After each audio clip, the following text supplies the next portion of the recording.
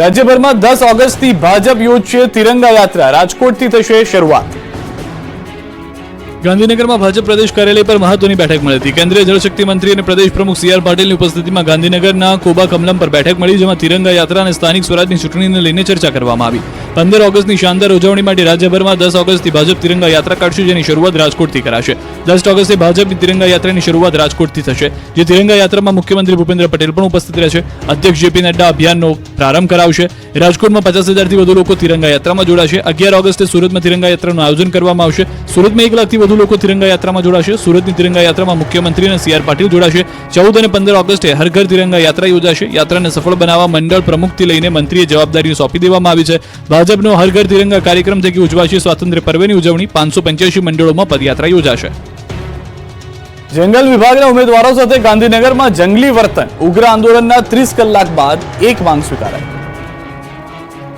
હલ્લાબોલ, ટીંગાટોળી, ઝપાઝપી અને અટકાયતના આ દ્રશ્યો છે ગાંધીનગરના। અહીં જંગલ ખાતાની પરીક્ષામાં સીબીઆરટી પદ્ધતિ રદ કરવાને લઈને રાજ્યભરના ઉમેદવારો 2 દિવસથી વિરોધ પ્રદર્શન કરી રહ્યા છે।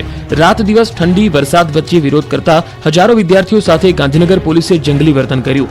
ગાંધીનગરમાં રામકથા મેદાન ખાતે આંદોલન કરનાર ઉમેદવારો અને પોલીસ વચ્ચે સવારથી ચકમક અને રકઝકના દ્રશ્યો સામે આવ્યા।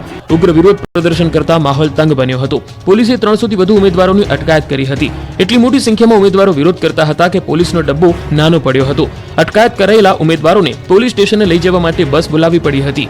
બસની બારીઓમાંથી પણ ઉમેદવારોએ હલ્લાબોલ કર્યો, સૂત્રોચ્ચાર કર્યો। તેઓને કરાઈ ખાતે લઈ જવામાં આવ્યા છે।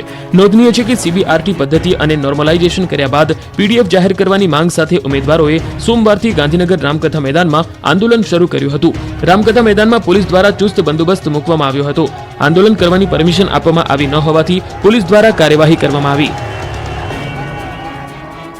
સુરતમાં રિક્ષાના થંભિયા પડ્યા, મુસાફરો પરેશાન। સુરતમાં રિક્ષાના પૈડા થંભી ગયા। સુરતમાં રિક્ષા ચાલકોએ ભાડું વધારવાની માંગ સાથે વિરોધ પ્રદર્શન કર્યું। સુરતના અલથાણામાં રિક્ષા ચાલકો એકત્ર થયા હતા। અલથાણા બ્રિજ પાસે મોટી સંખ્યામાં રિક્ષાઓ થંભી ગઈ હતી। જે રિક્ષા ચાલકો પેસેન્જર લઈને આવતા હતા તેને પણ રોકી દેવાયા હતા, એટલે રોડ પર ટ્રાફિક જામ થયો હતો। રિક્ષામાં જતા પેસેન્જરો અટવાયા હતા। રોડ પર હજારો રિક્ષાના થપ્પા લાગ્યા હતા। આ અંગેની પોલીસને જાણ થતાં જ પોલીસ ઘટના સ્થળે પહોંચી હતી। પોલીસે સ્થળ પર પહોંચી સમગ્ર મામલો થાળે પાડ્યો હતો। અમદાવાદના વાલીઓ પર વધ્યો બોજો, ભણતર બન્યું મોંઘું, નવી ફી કમિટીએ કર્યો ફીમાં તૂતિંગ વધારો।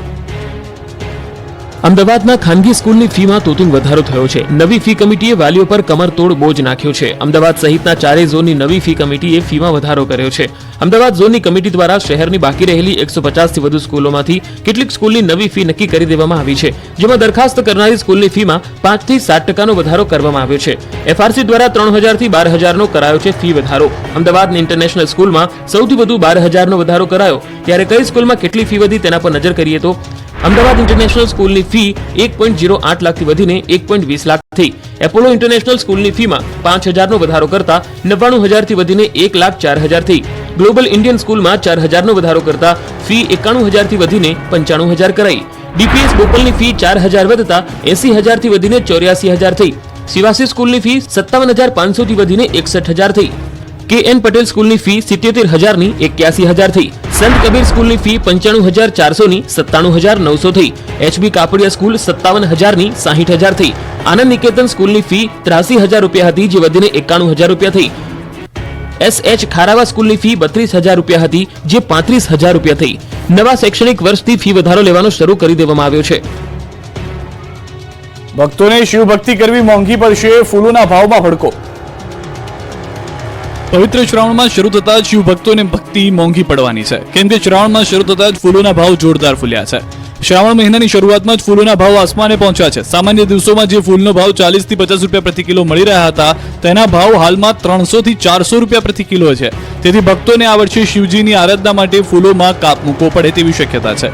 અમદાવાદના જમાલપુર ખાતે આવેલા સૌથી મોટા હોલસેલ ફૂલ બજારમાં ફૂલના ભાવમાં ઉછાળો જોવા મળી રહ્યો છે। 40થી 50 કે 100 રૂપિયા કિલો મળતા ગુલાબના ફૂલ હાલ 300થી 400 રૂપિયા પ્રતિ કિલોના ભાવે મળી રહ્યા છે। આ ઉપરાંત ગલગોટા જે 30થી 40 રૂપિયા કિલોના ભાવે વેચાતા હતા, તે અત્યારે 100થી 120 રૂપિયાના કિલોના ભાવે વેચાય છે। તેમજ કેસરી ગલગોટાનો ભાવ 40થી 50 રૂપિયા પ્રતિ કિલો હતો, તે હાલમાં 150થી 200 રૂપિયા પહોંચ્યો છે।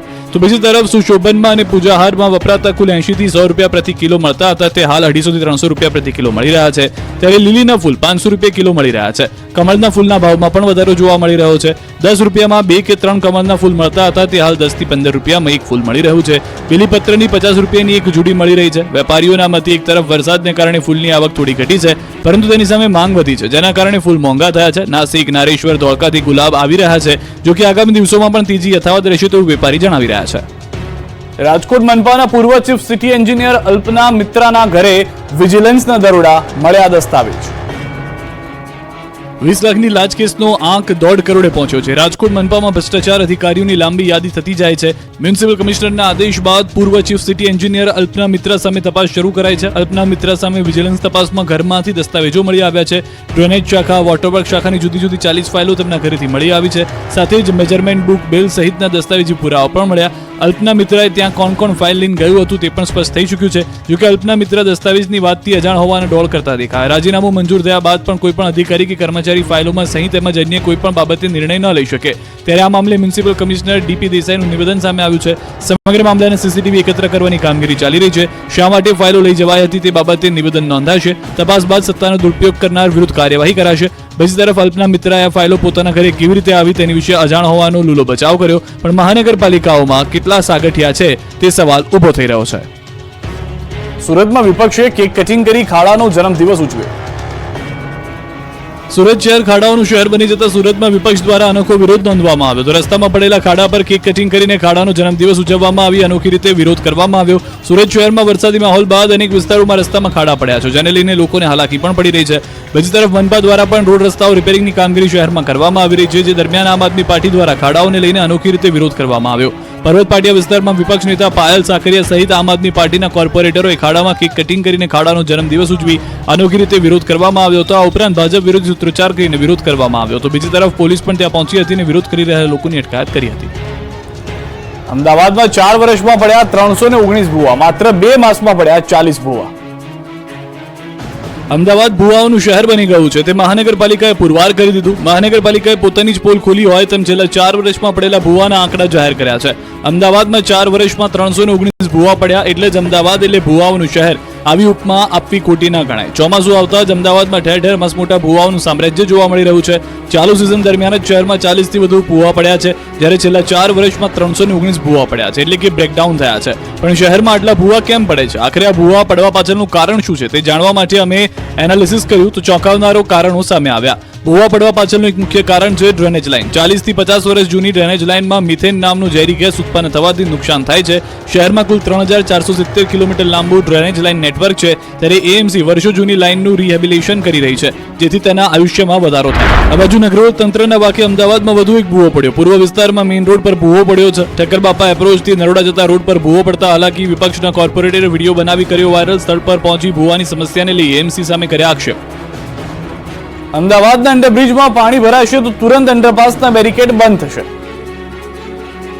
અમદાવાદના અંડરબ્રિજમાં પાણી ભરાશે તો હવે મનપા તંત્રે દરવાજા બંધ નહીં કરવા પડે. અમદાવાદમાં વરસાદ વરસે એટલે સૌથી પહેલા શહેરના અંડરપાસમાં પાણી ભરાવાની શરૂઆત થઈ જાય છે, ત્યારે હવે આ સમસ્યાને લઈને શહેરના અંડરપાસમાં બૂમ બેરિકેડ લાગશે અને અંડરપાસમાં જેવું પાણી ભરાશે તો ઓટોમેટિક બેરિકેટિંગ થઈ જશે. શહેરના 19 અંડરપાસમાં બૂમ બેરિકેડ લગાવવામાં આવશે અને ચોમાસામાં અંડરપાસમાં પાણી ભરાશે ત્યારે ઓટોમેટિક બેરિકેટિંગ થઈ જશે. સેન્સર સિસ્ટમથી ઓટોમેટિક બૂમ બેરિકેટિંગ કરવામાં આવશે. હાલમાં અખબારનગર અંડરપાસમાં પાયલોટ પ્રોજેક્ટ હેઠળ બૂમ બેરિકેડ લગાવવામાં આવ્યું છે, ત્યારે પાયલોટ પ્રોજેક્ટ સફળ થતા શહેરના તમામ 19 અંડરપાસમાં સેન્સર બેરિકેટિંગની સિસ્ટમ લગાવવામાં આવશે. આના માટે તંત્ર મોટો ખર્ચ પણ કરશે. ઉલ્લેખનીય છે કે ચોમાસામાં વરસાદના કારણે અંડરપાસમાં ઘણા વ્હીકલો પાણીમાં ફસાઈ જાય છે અને ઘણી બધી દુર્ઘટનાઓ પણ બનતી હોય છે, ત્યારે પ્રજાની સલામતી માટે આ પ્રકારની સિસ્ટમ શહેરના તમામ અંડરપાસમાં લાગુ કરવામાં આવશે. ભાવનગર અને દાહોદમાં પત્તાની મહેલની માફક કરોડભૂસ થયું મકાન. ભાવનગરમાં મોટી દુર્ઘટના ટળી છે. ભાવનગર શહેરના પાનવાડી વિસ્તારમાં વર્ષો જૂનું 3 માળનું મકાન ધરાશાયી થયું હતું. મકાન ઘણા સમયથી બંધ હાલતમાં હતું. જર્જરિત બની જતા ભારે વરસાદને કારણે મકાન પત્તાના મહેલની માફક કરોડભૂસ થઈને જમીનદોસ્ત થઈ ગયું હતું. મકાન પડતા રોડ પર કાટમાળ વિખરાયો હતો. ધડાકાભેર મકાન આખું નીચે પડતા આસપાસના લોકોની ઊંઘ હરામ થઈ ગઈ હતી. રોડ પર કાટમાળ વિખેરાયો હતો. મકાન બંધ હાલતમાં હોવાથી મોટી દુર્ઘટના ટળી. કોઈ જાનહાની ન થઈ. ફાયર વિભાગની ટીમ કાટમાળ હટાવવાની કામગીરી શરૂ કરી ચૂકી. શહેરમાં અનેક મકાનો હજુ જર્જરિત હાલતમાં છે. રસ્તા પર મોતના માંચડા સમાન ચળુંબી રહ્યા છે મકાનો, પરંતુ તંત્ર આવા મકાનો જમીનદોસ્ત થાય તેની રાહ જોઈ રહ્યું છે. આ બાજુ દાહોદના દેવગઢ બારિયામાં જર્જરિત મકાન ધરાશાયી થયું. મકાન ધરાશાયી થતા આસપાસના લોકોમાં નાસભાગ મચી ગઈ હતી. મકાન બંધ હોવાથી જાનહાની ટળી. અહીં પણ શહેરોમાં અનેક સરકારી અને ખાનગી મકાનો જર્જરિત સ્થિતિમાં છે. વડોદરામાં પડ્યા બ્રિજ થઈ રહ્યા છે. પંડ્યા બ્રિજ પડું થઈ રહ્યો છે. ચારે બાજુ તિરાડો, ડોકિયા કરતા સળિયા, ઉખડી ગયેલા સિમેન્ટના પોપડા અને કેમિકલના સાંધા. આ દ્રશ્યો છે વડોદરાના સૌથી જૂના પંડ્યા બ્રિજના. વડોદરાવાસીઓ પંડ્યા બ્રિજ પરથી નીકળતી વખતે સાવધાન રહેજો, કેમ કે તંત્રના પાપે બ્રિજની જાળવણી ન થતા બ્રિજે ગમે ત્યારે પડું થઈ ગયાની પરિસ્થિતિમાં જોવા મળ્યો. વડોદરા શહેરનો સૌથી જૂનો ગણાતો પંડ્યા બ્રિજ બિસ્માર હાલતમાં છે. પંડ્યા બ્રિજના બીમમાં મોટી તિરાડો પડી છે. બીમની નીચેના ભાગોમાં સિમેન્ટના પોપડા પણ ઉખડી ગયા છે. જ્યારે બ્રિજ નીચેથી ટ્રેન પસાર થાય છે ત્યારે બીમ રીતસરના ધ્રુજે છે. તેના કારણે વાહન ચાલકોમાં પણ ભય ફેલાયેલો છે. તંત્રએ બીમની તિરાડોમાં કેમિકલ લગાવી સંતોષ માન્યો, ત્યારે કોંગ્રેસ નેતાઓએ બ્રિજની મુલાકાત લઈ તંત્રની પોલ ખોલી હતી. બ્રિજને તાત્કાલિક ધોરણે વાહન વ્યવહાર માટે બંધ કરી સમારકામ કરવા લોકો માંગ કરી રહ્યા છે. બોટાદમાં વીજ ચોરી બેફામ, 28 લાખની પકડાઈ વીજ ચોરી, 82 વીજ ચોર ઝડપાયા. બોટાદ પંથકના વીજ ચોરીની હવે ખેર નથી. વીજ ચોરી કરતા તત્વો પર પીજીવીસીએલે તવાઈ બોલાવી છે. બોટાદમાં પીજીવીસીએલે સપાટો બોલાવ્યો છે. બોટાદ જિલ્લામાં વીજ ચોરીનું પ્રમાણ વધતા પીજીવીસીએલ વિભાગ દ્વારા આવા વીજ ચોરી કરતા લોકો પર લાલ આંખ કરી છે. ખાસ ચેકિંગ ડ્રાઈવ હાથ ધરાઈ હતી, જેમાં કુલ 31 જેટલી ટીમો બનાવાઈ હતી, જેમાં 16 પોલીસ અને 13 એસઆરપી કર્મચારીઓને પણ સાથે રાખી જિલ્લાના અલગ અલગ વિસ્તારોમાં ચેકિંગ ડ્રાઈવ હાથ ધરાઈ હતી. જે અંતર્ગત જિલ્લામાં કુલ 258 જેટલા કનેક્શનો ચેક કરવામાં આવ્યા હતા, જેમાંથી કુલ 82 કનેક્શનોમાં વીજ ચોરી પકડાઈ હતી. 82 જેટલા વીજ ચોરી કરનાર કનેક્શન ધારકો સામે કાર્યવાહી કરતા કુલ 28,43,000નો દંડ ફટકારવામાં આવ્યો હતો. ત્યારે મોટા પ્રમાણમાં વીજ ચેકિંગ હાથ ધરાતા